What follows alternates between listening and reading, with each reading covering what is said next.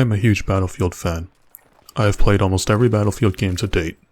So when I heard that Battlefield 2042, a prequel to Battlefield 2142 was coming out, I was very excited. And, well, you know how that went. That was something, right?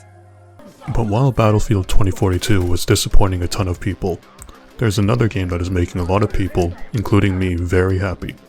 That game is Ready or Not. Drop! Drop the weapon, now!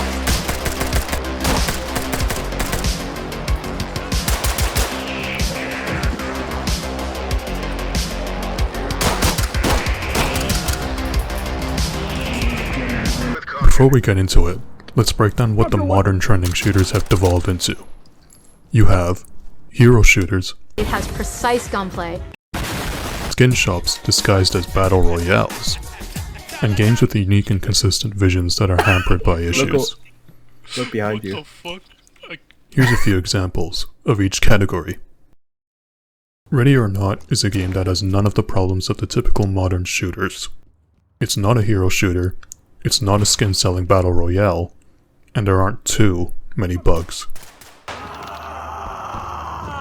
Ready or Not is a realistic game in which you take control of a highly trained SWAT operator. You are thrust into different scenarios where you must save civilians, Fucking let me go! I didn't do anything! arrest or neutralize suspects, We've got a dead suspect here. and seize evidence. Let's get into why it's good. Number 1. You die. A lot.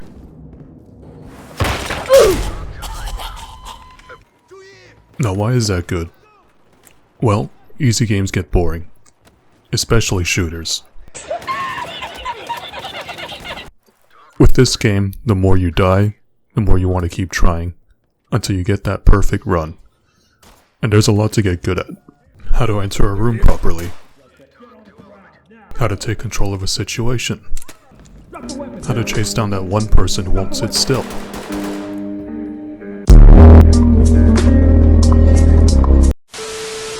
Next reason, headshots don't matter. It seems in every shooter today, the most popular measure of skill is how fast someone can line a headshot. It's unrealistic and gets really annoying. In Ready or Not, armed suspects will either shoot you or surrender. Suspects can also fake a surrender. Drop it! Drop that weapon! Hands up, I'll fuck. Skill in this game is not in your aim, but instead how quickly you can make the decision of whether to shoot someone or not. Make the wrong decision, and you are punished. Heavily. Oh shit. This changes the gameplay from who can click the head faster, to a more methodical paced shooter, where the decision-making process to shoot or not is what separates good players from bad players. It's very punishing, but it's slower, different, and the game is better for it. Drop your weapon! Fuck off! We've got a dead suspect here. Next reason, the guns. There are quite a few guns in this game.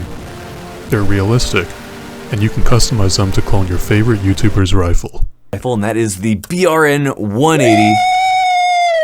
You'll need to choose the right gun for your mission, because as we all know, Mission dictates gear.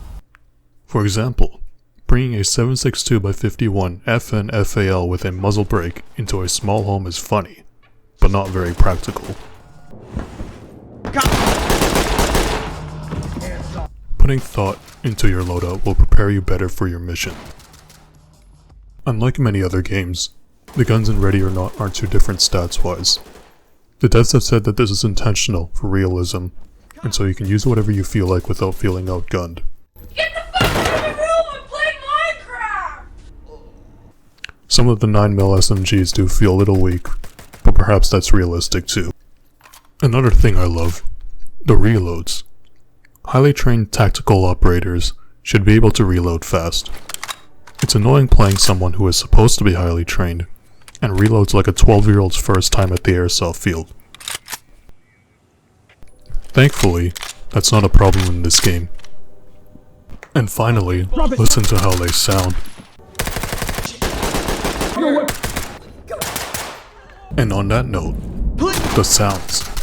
Aside from the menu, headquarters, and during combat, there is no music in this game. Combat music can be turned off. What remains is an atmospheric masterpiece in sound. No ear-splitting soundtrack, no kill notification sound, and no cringe, quippy, immersion-breaking voice line. I am not overconfident. I'm just better than him. Shut the fuck up! The game is quiet. You'll be focused on hearing all the little details of sounds. But when it gets loud, it gets loud. Hands up. We've got a dead suspect here. It's these highs and lows in volumes that reflect the mood of the game. One of extreme tension. A reminder to never let your guard down.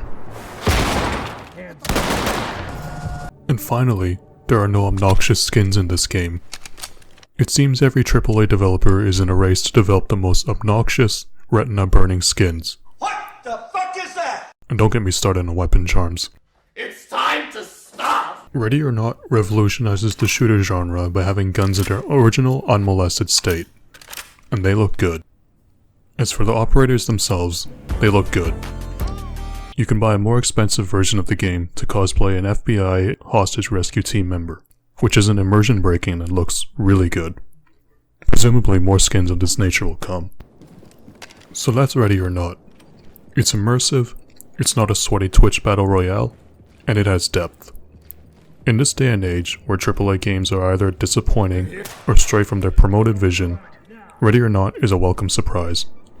It's an early access game, but it's looking good so far.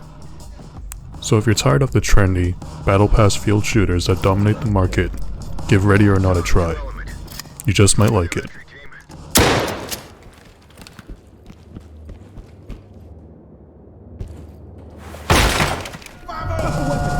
Drop the weapon now! Drop the weapon now! Drop your weapon! Drop the weapon now! Drop it now! Drop your weapon! The suspect has expired.